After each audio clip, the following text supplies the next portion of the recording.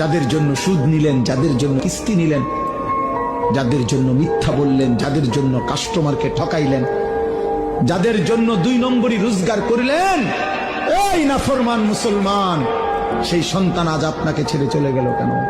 কার জন্য রাইখা গেলে এই 10 শতক জমি? এত সিটারি করলা, এতটি দলিলের মধ্যে এতগুলো ফেঁস লাগাইয়া এই কদ্দুর জমি উদ্ধার করলা, বিনিময়ে আজ কার জন্য রেখে যাচ্ছ? তোমার না বলে? কবরে যাওয়ার দিন নাফরমান নিচ্ছ না কেন জমি? এই নাফরমান, এই না বলে তোর 10 শতক জমি নেছ না কেন? তুমি গুনাহ করো, আমি বলি তুমি গুনাহ করো, নামাজে চলে আসো। ছাড়তে পারো না, তবু নামাজে আসো। তুমি মদ খাও, তবু নামাজে আসো।